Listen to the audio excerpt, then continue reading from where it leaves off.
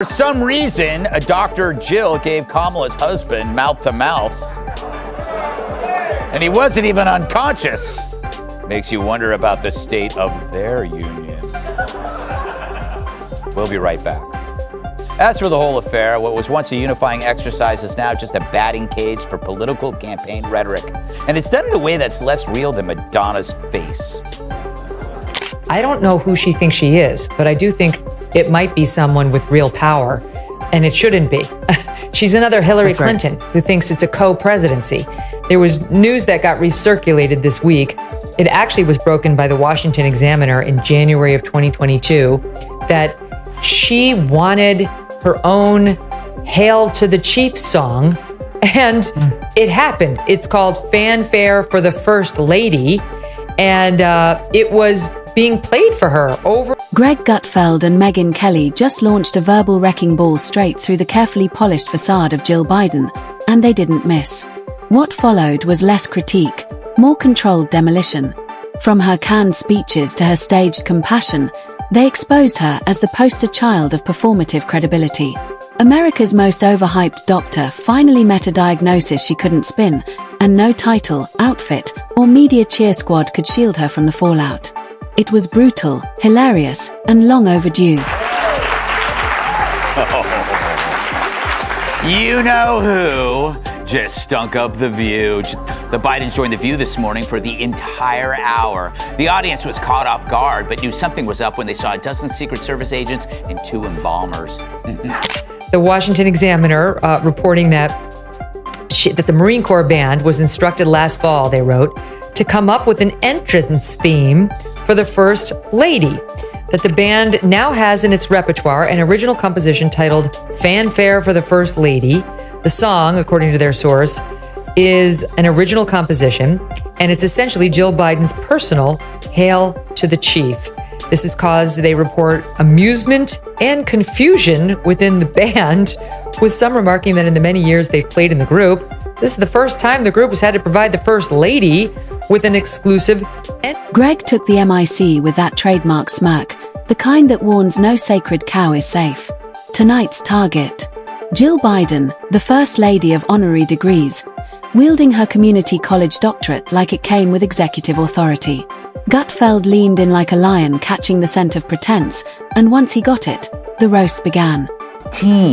And she was 39, a teacher at his school. That's a difference of 24 years between a kid and a middle-aged lady. Goes to show the difference between their First Lady and America's previous one. In France, it's the elder who dishes out the abuse. He opened by asking the question on everyone's mind. How did America end up with a First Lady who moonlights as a motivational speaker and cosplays as an academic sage?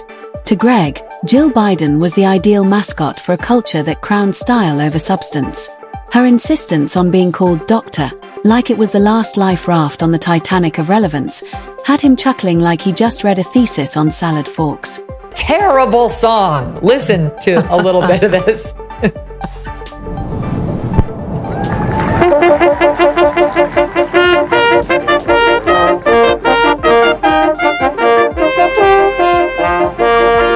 Everyone's standing like she's the president.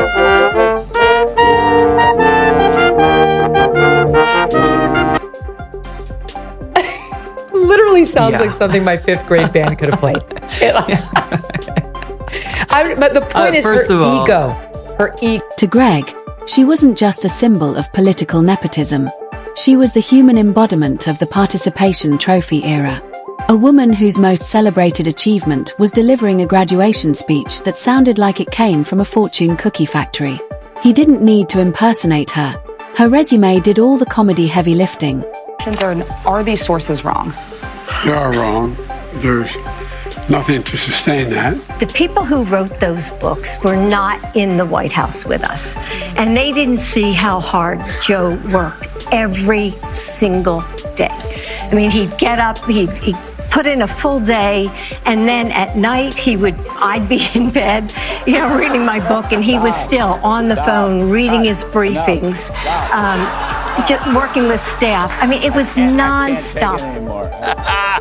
He went for the jugular, ripping into how Jill strutted through media circuits like an educational oracle, while nationwide test scores sank faster than approval ratings. The idea of Jill lecturing America on literacy, while her husband struggles to pronounce his own name, was, for Greg, pure comic gold. It wasn't just ironic, it was the kind of poetic absurdity only a country this confused could create. Same thing that makes her insist on being called doctor, even though she only has an advanced degree in education. She is not a medical doctor. The same thing, this necessary buildup of her ego that insists on that insists on a song and the trumpets, and that insists on her frail, non-compos mentis husband staying in the presidency, even if it means he will exit the public stage in humiliation. And then came the fashion shots. Greg couldn't resist. Jill, he said, approached national events like she was raiding the discount aisle of a Renaissance fair. Whether it was metallic gowns that screamed discarded Christmas ornament or suits that said Vice Principal on Casual Friday, she never missed a chance to miss the mark, but wardrobe jabs were just the appetizer. Gutfeld zoomed in on the bigger illusion, the performance of power. Jill wasn't just the First Lady. She was the handler, the babysitter, the one whispering behind the curtain as her husband mistook family members for cabinet secretaries. Greg joked that if the White House ever installed toddler leashes, Jill would be the one holding it. To him, America didn't elect a co-president. It elected a +1 with a syllabus. And while the country slipped into chaos, there was Jill on late-night TV teaching people how to pronounce quesadilla like it was a foreign policy strategy. She wasn't a villain, she was worse. She was a distraction dressed in credentials, an educational illusionist whose entire brand collapsed the moment you read the fine print. Anyways. What about this version? No, Joe, I don't like that. Well, anyway, I told you we were going to get any of that done. None of you would have thought it happened. Yeah. Not because negative. I mean, it was... anyway. So when I got in the plane, I went to South Korea. I went to all... Anyway, 8.2% federal tax. Things. Anyway. He closed his segment by dubbing her the * Forrest Gump of politics *. Not because she was charming or profound, but because she somehow kept appearing in rooms she had no business being in, smiling blankly, nodding on cue, and reciting catchphrases like a malfunctioning Alexa.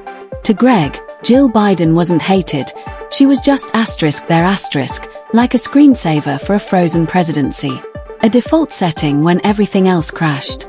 And the crowd roared like they'd just been handed truth on a platter. Then Megyn Kelly stepped up, and where Greg brought the punches, she brought the scalpel. Cold, sharp, surgical. Jill Biden, in her view, wasn't some harmless first lady in pearls. She was the chief enabler of a collapsing regime, dressing up Joe Biden's verbal stumbles as folksy charm and marketing his cognitive misfires as empathy. Megyn didn't hesitate. She ripped the curtain off Jill's carefully staged career. This wasn't a woman who earned her credibility through academic grit. This was someone who got fast-tracked to prestige on the magic carpet of a famous last name and a press corps too polite, or too afraid, to ask real questions. Megyn skewered the media's obsession with calling her doctor, mocking the theatrical reverence that surrounded the title like it was a Nobel Prize. Meanwhile, anyone who dared question its substance was treated like a heretic. The double standard wasn't just laughable, it was strategic. And Megyn had no time for the illusion. To call her doctor, no matter the setting, you see, because it clearly makes her feel important. How sad. You would think that a woman of her age and status would not need to hear an academic title repeated everywhere before her name is said in order to feel worthy. But she clearly does, because she has it said every